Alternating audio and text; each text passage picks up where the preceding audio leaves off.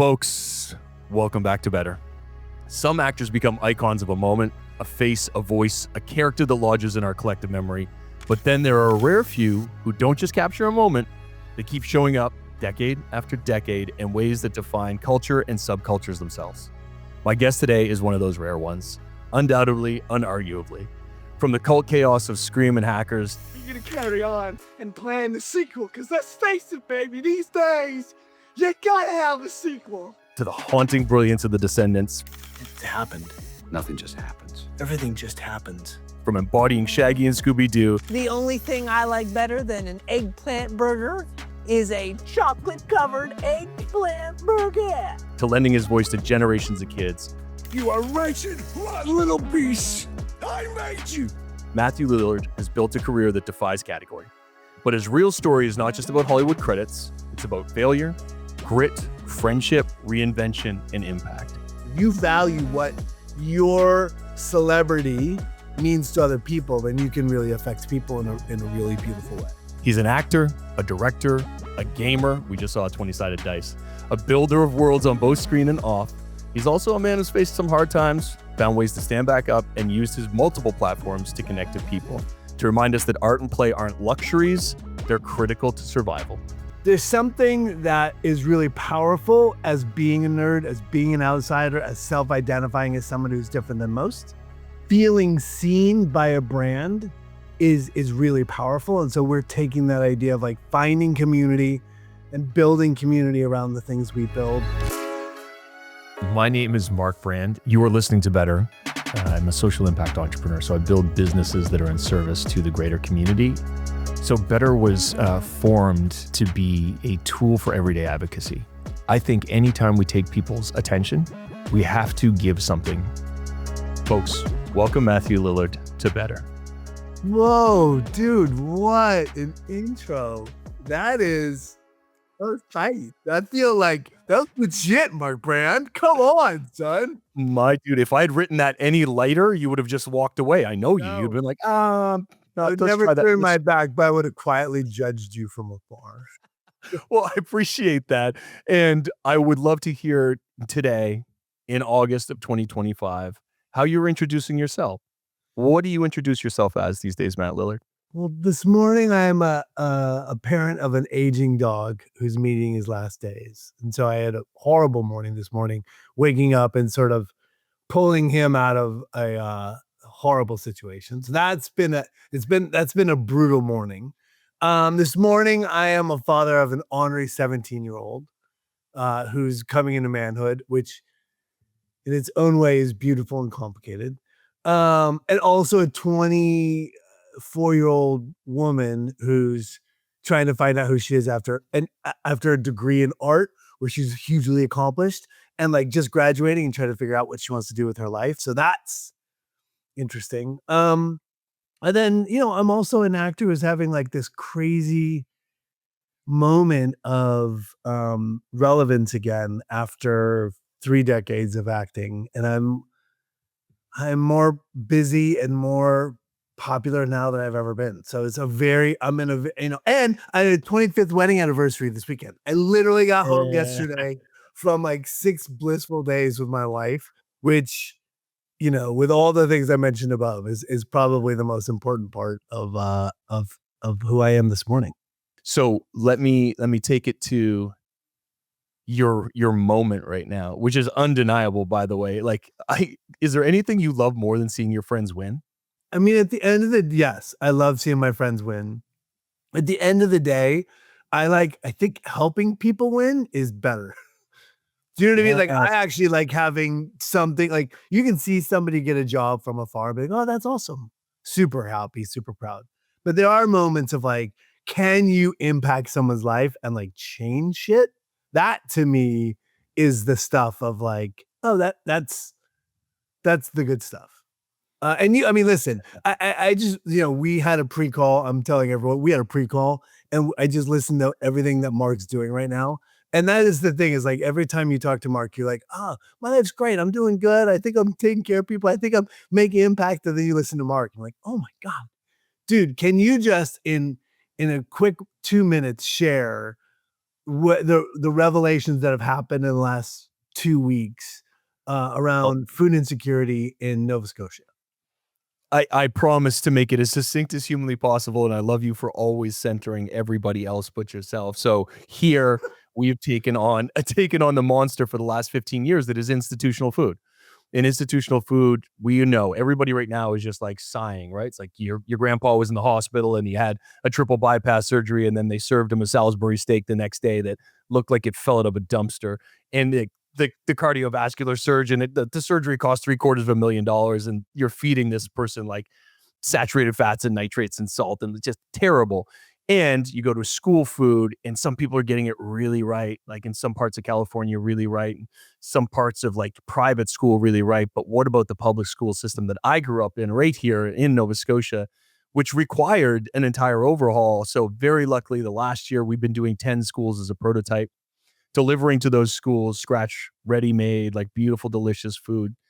Incredible team of chefs, some ex-Michelin guys, gals, and everybody in betweens, just coming together to bake our focaccia fresh, to make everything from our kitchens really sing. We've got a 3-acre farm we've just set up, and we've got 30 planter boxes to get into that food. And this year we're going to be doing 30 schools.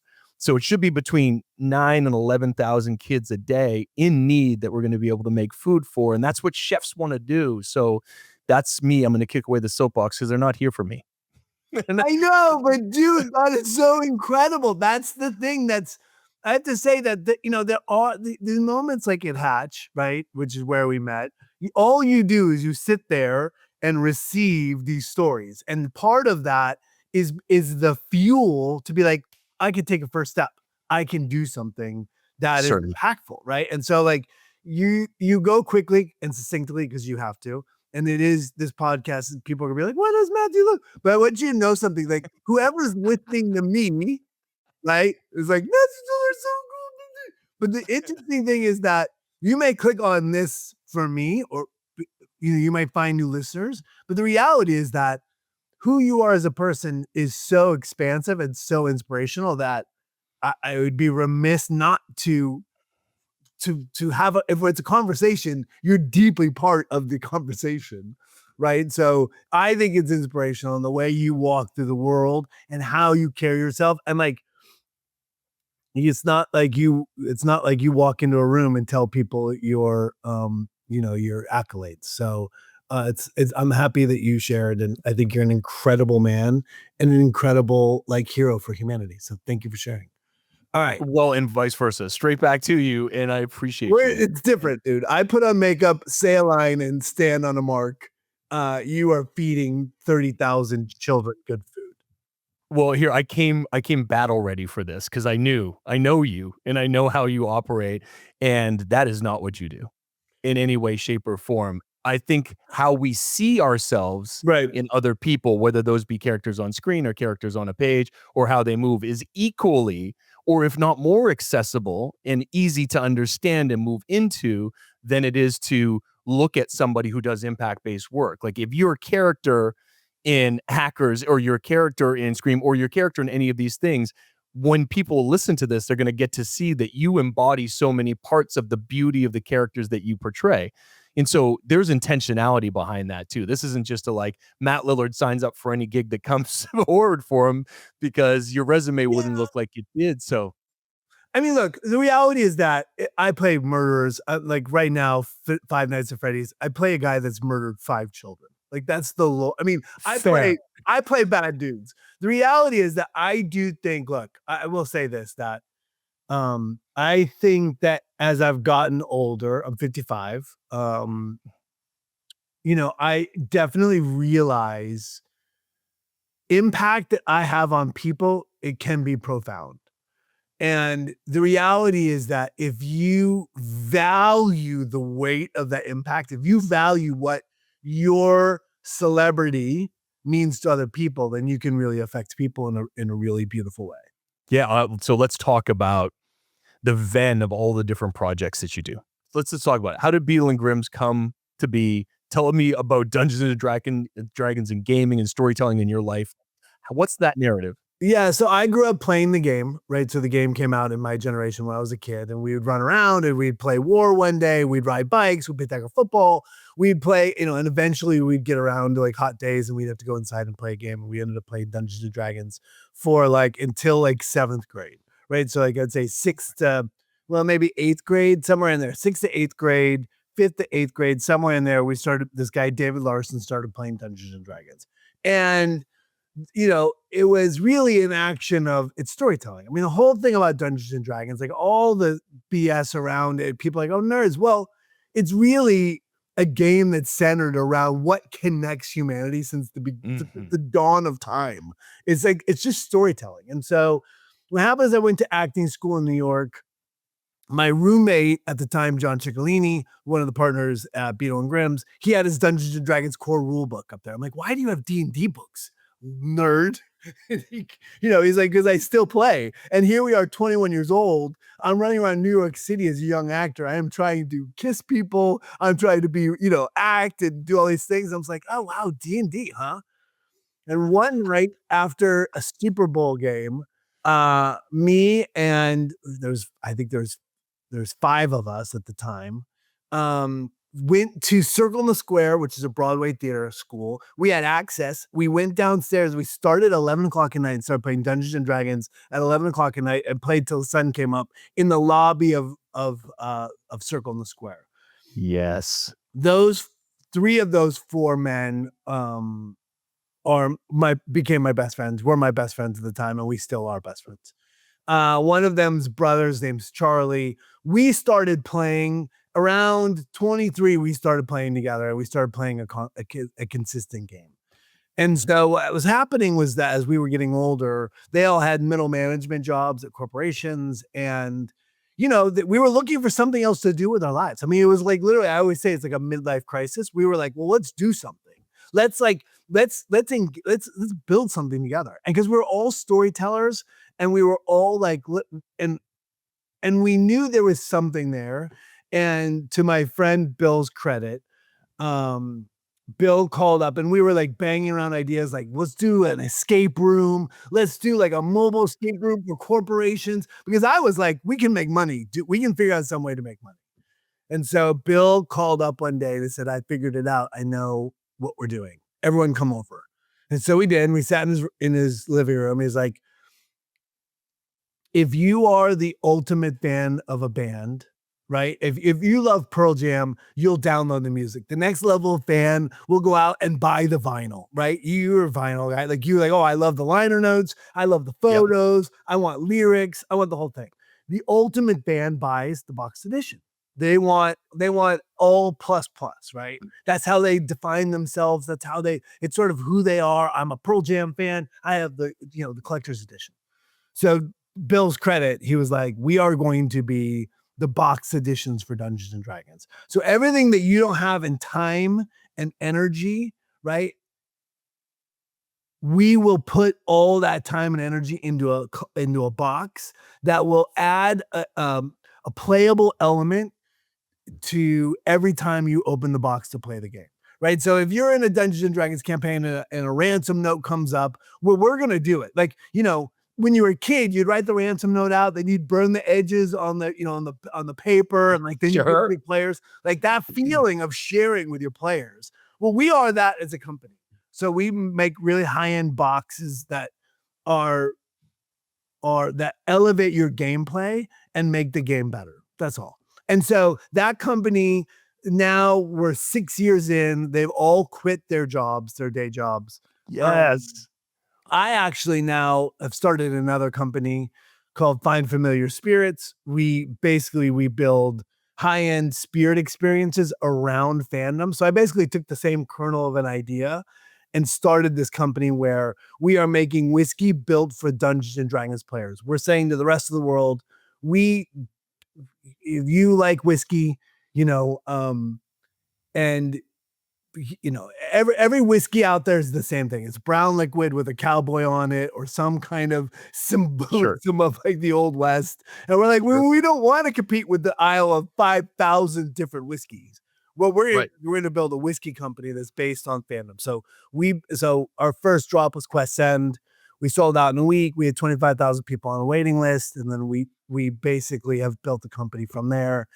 Each bottle is a next chapter of an ongoing saga. It comes with a novella. Each bottle is a different expression of liquid that's built for that character class. And it goes across 16 different drops. And so we now have the same thing for horror. So Mike Flanagan, master of modern horror, he wrote a novella called Rare, Fine, Limited that he now wants to make into a movie. Well, that comes with a bottle of booze. And so we're like, we actually only care about fans. We don't care about appealing to the whole world. And Yes. there's something that is really powerful as being a nerd, as being an outsider, as self-identifying as someone who's different than most. Feeling seen by a brand is really powerful. And so we're taking that idea of like finding community and building community around the things we build, instead of just trying to hawk bottles.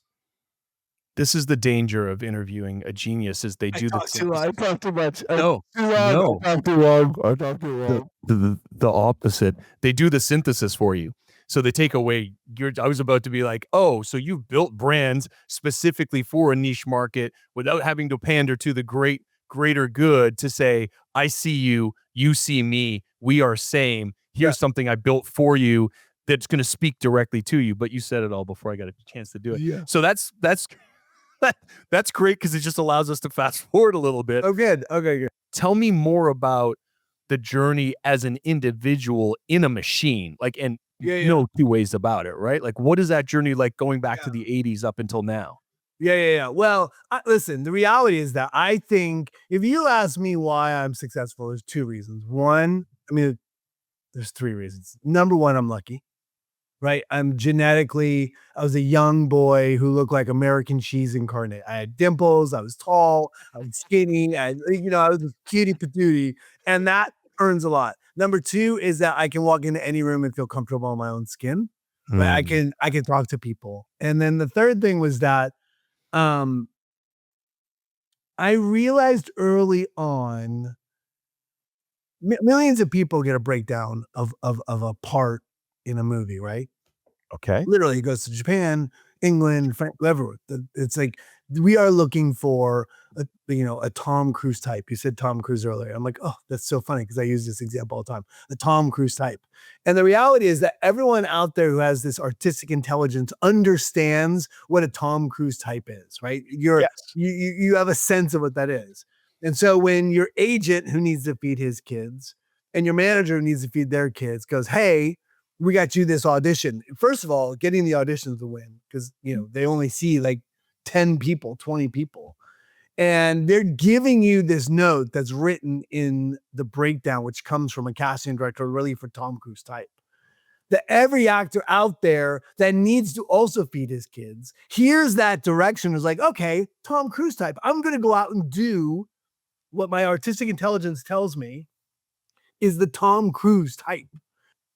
Everyone out there goes out there and is like, bah, bah, bah, bah, bah, and they do what they think is Tom Cruise. And the reality is that you can't do anything else other than you. There's nothing that you can bring to the table that's a la Tom Cruise. You can only do you. And it's in that if everyone's out there and the beat of the room is ba-da-ba, ba-da-ba, ba-da-ba, and every actor comes in and does the same shit. And you're like, oh, I am not that beat. I am not that rhythm. I'm going to come in and do my own thing. Right. Two things happens. A, you pop because you're different.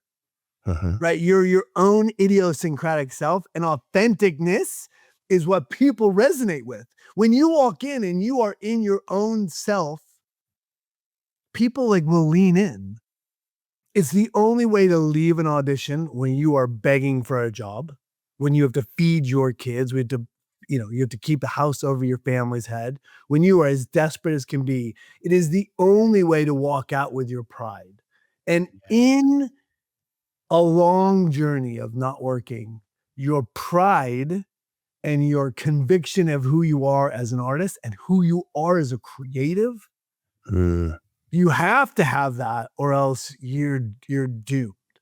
And the other element I think of my success is that I don't hold on to negatives, and I don't hold on to the failures, and I don't hold on to the wins. I just keep trying to climb a ladder.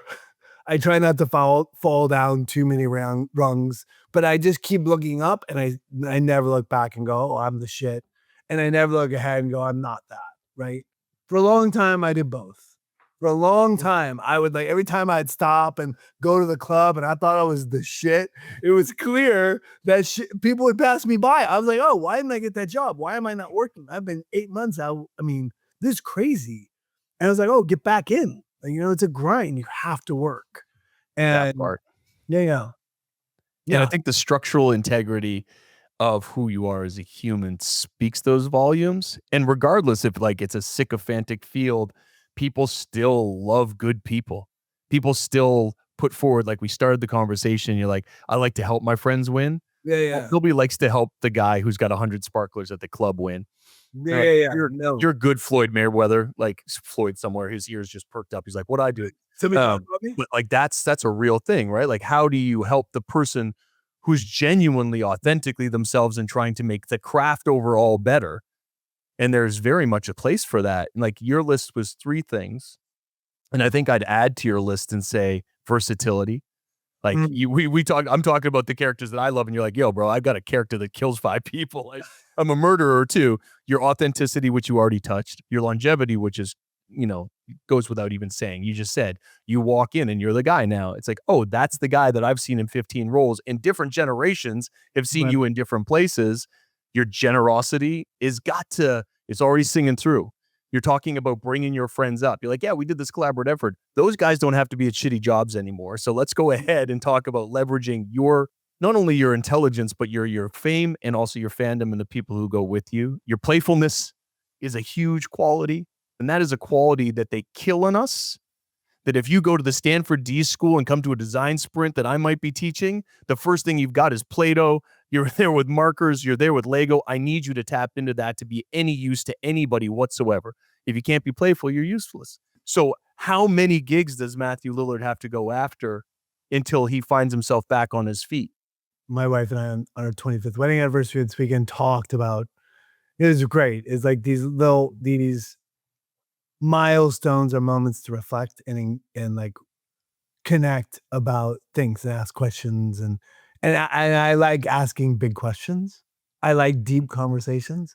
And so one of the highlights of our lives is actually one of the lowlights, which is I wasn't working. I was offered a job at Dancing with the Stars. I realized if I took the job, I would never win an Academy Award, a Tony, or an Emmy, which is the 3 things at that time I thought were really important to win. Okay. And I walked away from it as the only reason I would take it is for money. And I'm tired of being, on the hook for money. I'm living the wrong life. And I realized that my ego was I was more interested in presenting being a successful actor than being an actor if I went down that road. And yeah, it was really crazy. And I was like, oh, this is just ego. And so I went to my wife. I was like, we need to change everything. I fired my agent, my manager, and my lawyer, who were all my friends, sobbing the whole time, and 3 consecutive phone calls. We sold our house. We sold our house. We moved our family to our house now. We basically made a great, it was very bountiful. So we almost bought this house. So my mortgage is next to nothing. And then we reset our cars. Like I drove a Prius for 9 years. Then my wife went back to work. And so within that, changing my agency, I got an audition for a movie called The Descendants. And, and then that sort of it reintroduced me as a man into the industry because I had been a boy. I'd done Shaggy and then moved into Descendants where I'm stealing George Clooney's wife. Yeah. And that's a totally different proposition in the world. And the movie went on to win Academy Awards and was very successful. And then, it wasn't like all of a sudden, now I'm working, but I then started to catch jobs. I think that a lot of my movies catch people when they were young. Like Scooby-Doo was in DVDs for 100 years. Scream is still iconic. I just went and did Scream 7. Like there are these little moments that people find me, they like me, and they hold on to me. And so now, like sort of the generation that has grown up with me are now making the decisions in Hollywood.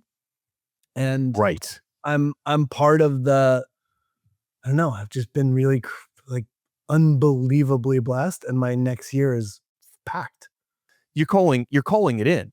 If people don't believe in manifestation, I think both of us can put our hand up.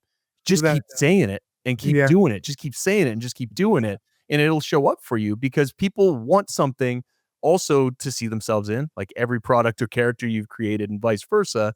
They want to see themselves in something that resonates with them. And with 8 billion people on the planet, trust there's a market for you, right? Yeah. There's definitely a market for you. But this idea of like, you have to identify the target. I always say, like, if you're a family of 5 and you're going on vacation, you don't pack the car, get in the car and be like, all right, now where do we want to go? You decide where you want to go, and then everyone gets in line and you go to Disneyland, right? And so my whole thing with an artist, and I think a chef is the exact same way. I mean, I just went to Single Thread up in Napa, and like that was an artistic experience. Cool. Like I'm not a big food guy, but I was marveling at the attention to detail. But you have to have a goal. And if you're not brave enough to say, I want to be a major motion picture star, then who is going to pay attention? And when you go to bed at night, you have to be like, this is what I want.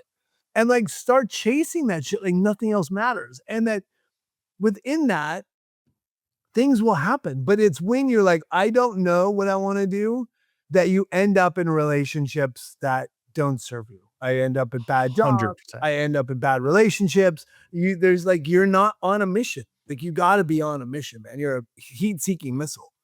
That part. Hey, shout out Kyle and Katrina from Single Thread, and I'm so glad you went there. We have a completely separate thread, Matt and I, about restaurants and setting stuff up and hanging out. So I love that you went there, and that is, I'm sure if you ask them, or I probably will ask them at some point and get them on the show after they settle in a little longer, but the idea behind what's the worst that can happen has probably already happened to you, and it wasn't that bad as far as career goes. Right. For me, when I was doing all the entrepreneurial stuff, it was like, what's the worst that can happen?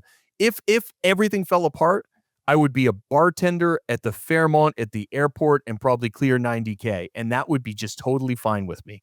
Right. So I might as well try everything. I might as well go a shot, because my worst case scenario is still way better than my lowest lows, who've been way lower than that. And so what's it mean just to move authentically as yourself? And what is the reaction you get from that? So I think that's the other part of like why I really wanted you here is you're everything that everybody imagines you are because of your authenticity. And that is so rare. And it requires conviction and integrity and the way that you move in that motion, and being able to own failure and being able to like live through it and have it influence you and inspire you in ways that other people want to understand. And so if I've got like one more big, hairy, audacious question for us today, it would be, how do you transmute the things that have hurt you most in your life into your art and into action? Oh yeah. So look, I grew up an obese kid. My mom and dad, God bless them, they're both still alive. My dad's very ill. He's got dementia. It's horrible. But they were from the Midwest in the 70s. They have, working class, blue collar, zero food education, drank too much, ate like shit. And they had no idea. As they moved to California, my dad started his own company. They both worked, 80 hours a week, 50, it's like 50 hours a week. It was like crazy. And we were victims of that. Like my favorite thing is that we would have fast food 5 nights a week. And so as a teenager, I was this obese kid. Like I was a fat kid. So I was a obese teenager with severe learning disability. Back then, they didn't have sort of the education tools they have now to help identify kids. But I basically couldn't learn auditorily. I couldn't hear rules about spelling. I couldn't hear rules about like math. Forget about it. I had to be able to read and understand and process something. So I was reading at a really high level. I couldn't hear and learn that way. So when I was in high school, I was doing speak and spell and third grade math and reading at college level. So I was like this really, really, and braces, glasses. And I was in the 80s, I was in drama. Like just like so many slanderous things that football players can say about an actor, And so, but I found the one thing I was good at, and I was acting, and I wasn't a good actor, but I was committed. I wasn't, I wasn't saying I wasn't, DiCaprio and who's eating, what's eating Gilbert Grape, but I was the only kid trying really hard to do it. And every step of the way in high school, I was like, oh, okay, I'm going to compete. And I started competing and I started winning. And then I'm like, oh, I'm going to audition for college shows when I was a junior in high school. And I started doing college shows up in LA. And then I went to acting school I went to college for a year. I failed out of college. I went to acting school. I started a theater company, right? So all of these things, all of these self-defined traumas gave me like sort of as I got older, as I got taller, as I got cuter, it gave me like an edge. Like I have been beat up. I have been that kid who's the outside looking in. My best friend was a punk rock kid. My other best friend in Orange County is this Jewish kid. So there's like a punk rocker, this drama kid, and this Jewish kid that were like, we were a collection of misfits. Going to solve mysteries, obviously. Yeah, exactly. And, and that thing. So self-identifying as somebody that is broken, that is different than everyone else, at the end of the day became this like really powerful thing for me, which was I would walk into an acting, an audition or a class and have zero fear with saying I'm an actor. I have zero fear with saying I'm an artist. And that's the first step into sort of owning that power. You have to say this shit out loud, right? And same thing we're talking about manifesting. You have to be able to say what you are and say what you want for either of those things to happen. And so, I had a head start on everyone because I also, at every step, I was winning. It's not like I was ever like, oh, I'm going to be an actor that's been around for 30 years. I was like, I have nothing. I don't know what else to do. And I'm not good at college. So I'm just going to keep doing this shit until I find something to do. I look at my life and I'm very lucky and we're very blessed. And it sounds ridiculous to sort of call yourself an outsider, somebody struggling, but I've been that my whole life. I mean, and so it's hard to let those things go. Yeah. And you never, ever, ever, ever should. Those are the things that have created every bit of your success, as we know. Right. And then there's this thing is like, you get to a point of healing where you're no longer that person. Like I stomp on these streets where I grew up, and growing up here was absolutely no picnic, right? It's a rough spot. The Maritimes are beautiful, but they are rough. In my childhood, similarly, just like had all of these things, and I tried to run from them my entire life. Right. I'm going to leave and move and re-identify as somebody who's not a nerd, who's not like this, who's not all of these things. And I'm going to create the new me over and over and over again. And the further I tried to run from it, the more it tried to catch up to me, right? It was just like, hey, hold on. This is what makes you special. This is what makes you beautiful. This is why you want to help people. This is why you are that. So if you don't lean into it, nobody's going to understand. They want to see the making of the sausage, man. When did you come to that realization? I want to say when I got sober, it really hit. Like I always knew the part of it is the painful part, and people I'm sure will resonate with this. Every day of every moment of every part is just like there's something that's not 100% authentic about this because you're not engaging with it. It's taking up space in your mind because it's asking you to heal it or to at least converse with it. And so if you don't go in and meet your pain in a place where you need to meet it, you can never actually sit comfortably in your own skin. And this is where I think a lot of this attention stuff comes from, is like you are vibrating inside because you're not addressing the thing. It's the same as being triggered in conversation. If I can't say to you, Matt, hey, the thing you said really hurt my feelings, and not trust you to be able to address it in a calm and meaningful way, it's never going to go away. And so internally, until I got sober and could actually be my 100% myself, I was like, oh, it's okay. You're actually being 93% yourself, but that 7% is what's going to really define you and allow you. And if you can share everything that's, really been traumatic for you in a vulnerable and open and honest way, maybe you can help other people. You become And a that's when beacon. everything. Yeah, That's when it all changed for me, man. I started speaking about mental health, and I don't know, you would know, maybe like 2011, 2012, and the doors from corporate and partnerships that slammed in my face. People were like, "Oh, you're crazy?" Like, no, well, a little bit. And now if it's not part of somebody's Instagram bio, you wonder if they're real or not, right? Like, so there's moments where you step into the heat that are really important and that help define you. And I know your entire career has been based around people who don't necessarily see themselves anywhere else, see themselves in how you move and what you do. And that is a tremendous gift. Like it's so big, and it's easy for you to be like, I'm just, kind of doing this thing, but it is so big for people. So I hope you know that. Right. If you're a kid out there right now and you're like, how the F am I going to do all, like, everything that we're saying feels big, and the big words, and we're talking about owning your space and your authenticness. And I think about a kid out there who's like, oh, I don't even know how to do that. And I want to know, I just want to say that neither one of us, I love the word wisdom, and I use it a lot. And you earn and grow into your own wisdom. Like, That's right.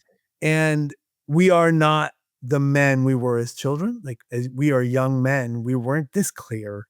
We were not able to articulate who we would become. So, there's a kid out there going, oh, how am I going to process that? Like, fucking just take one step. Like, you can't be Mark Brand in overnight. Like, you have to be broken for a while, and you have to grow into it, and you've got to seek help and talk about it and give yourself time and clarity to, like, make mistakes and to grow into being a Mark Brand. It doesn't come overnight. And I just think that it's little things, it's little steps. It's just find some element of this conversation that just takes one step forward, because you can't take them all in one breath. Yeah, I couldn't summarize that emotion better.